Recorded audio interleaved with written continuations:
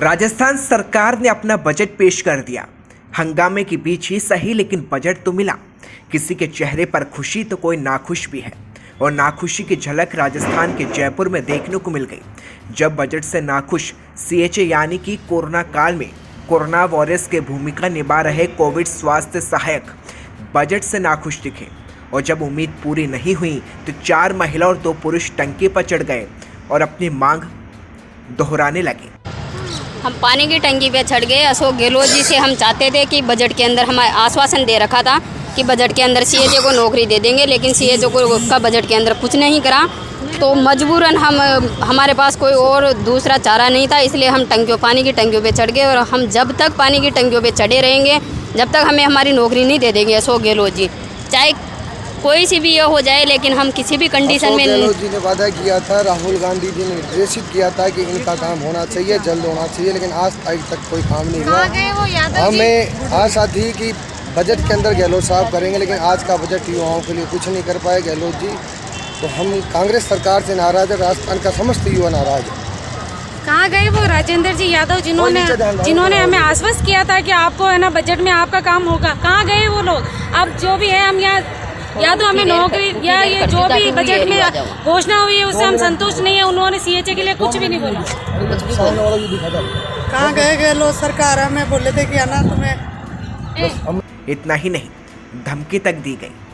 या ऊपर टंकी पे चढ़ने की कोशिश करी पुलिस प्रशासन को, या चिकित्सा विभाग के, या फिर गवर्नमेंट के किसी भी कर्मचारी ने, तो हम यहाँ से नीचे कूद जाएंगे और हमारी जान दे देंगे। पेट्रोल डाल के, हम साथ में पेट्रोल लाए हैं, पेट्रोल हम आपको दिखाएंगे, माचिस और पेट्रोल है। मैं खुद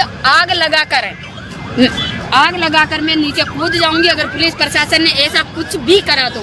इसलिए मैं कहना चाहूंगी कि पुलिस प्रशासन ऊपर चढ़ने की कोशिश ना करे हमारे भावनाओं के साथ। अशोक गहलोत जी अगर पुलिस प्रशासन या अशोक गहलोत जी ने कुछ भी करा तो ये पेट्रोल छिड़क के हम जान दे देंगे। तो याद रहे अशोक गहलोत जी, आपको काफी समय। बता दें, कोविड स्वास्थ्य सहायकों को निराशा मिली है, जिसके बाद जयपुर के गांधीनगर की टंकी पर चढ़कर ये कोविड स्वास्थ्य सहायक अब अपनी मांग दोहरा रहे हैं। रात भर ये टंकी पर ही बैठे रहे। इतनी सरद रात के अंदर ठंडी लहरें चल रही हैं, उसके अंदर हम ओनली फॉर एक स्टॉल के अंदर और शर्टें पहन के यहाँ पे बैठे हुए हैं। ऐसी सर्दी के अंदर भी उनको इतना फर्क नहीं पड़ा, बिल्कुल भी फर्क नहीं पड़ रहा है। हमसे कोई वार्तालाप की ये नहीं कर रहे हैं।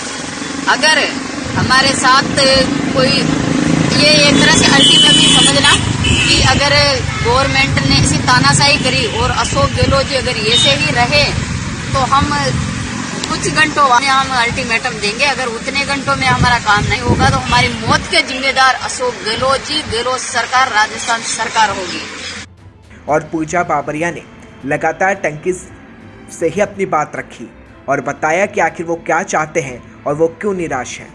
लेकिन हमने आज पूरे दिन बजट सुना, हम सब बहुत खुश थे, बहुत ही थे। सबकी अलग अलग उम्मीदें थी कि हम सरकारी नौकरी लगेंगे, और राजस्थान सरकार हमें इतने दिनों से जो बेवकूफ़ बना रही थी उसका काला चिट्टा सामने आ गया है। और हमने लास्ट डिसीजन फिर हमारे पास कुछ नहीं बचा, क्योंकि हमने भूख हड़ताल कर चुके, हम गांधीवादी तरीके से धरना दे चुके हम, और हमने कोई सी भी चीज़, हम 12 जोड़ो यात्रा का भी हमने विरोध करा था। तो राहुल गांधी जी जो आला कमान थे, प्रियंका गांधी जी जो थे, अशोक गहलोत जी थे, उन्होंने वहाँ पे बोला था कि मैं यहाँ से जैसे जयपुर जाऊँगा जाते ही सीएचए को नौकरी दूंगा। लेकिन आज बजट के अंदर क्लियर हो गया है कि कुछ नहीं दिया उन्होंने। तो लास्ट में हम पानी की टंकियों पे चढ़ गए हैं, और हम जब तक नीचे नहीं उतरेंगे, क्योंकि हम सबसे मिल चुके, डेलीगेशन हमारे सबसे हो चुके, हम तब तक नीचे नहीं उतरेंगे जब तक तो गहलोत जी नहीं दे देंगे।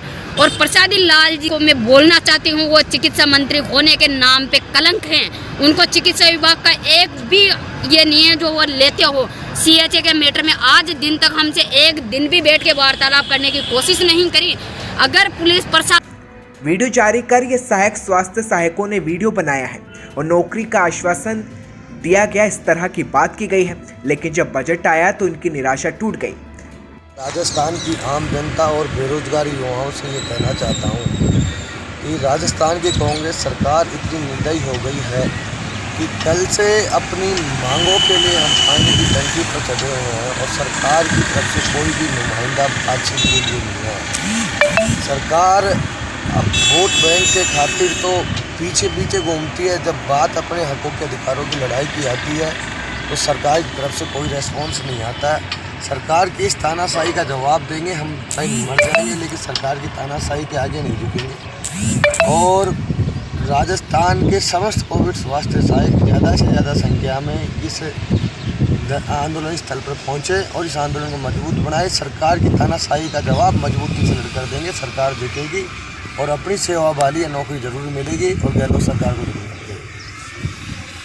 गहलोत सरकार इतनी तानाशाही और ये हो गई है कि हम रात से कल 5 बजे से हम पानी की टंकियों पे चढ़े हुए हैं।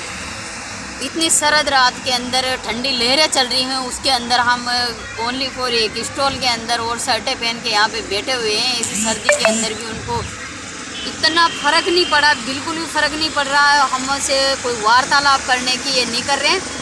अगर हमारे साथ कोई ये एक तरह से अल्टीमेटम ही समझना कि अगर गवर्नमेंट ने ऐसी तानाशाही करी और अशोक गहलोत जी अगर ऐसे ही रहे तो हम कुछ घंटों बाद में हम अल्टीमेटम देंगे। अगर उतने घंटों में हमारा काम नहीं होगा तो हमारी मौत के जिम्मेदार अशोक गहलोत जी, गहलोत सरकार, राजस्थान सरकार होगी। सेचे पानी की टंकी पर चढ़कर अपनी मांग दोहरा रहे हैं। इन लोगों ने भारत जोड़ो यात्रा के दौरान राहुल गांधी से भी मुलाकात की थी, जब राहुल गांधी ने आश्वासन दिया था और सीएम गहलोत को निर्देश भी दिया था।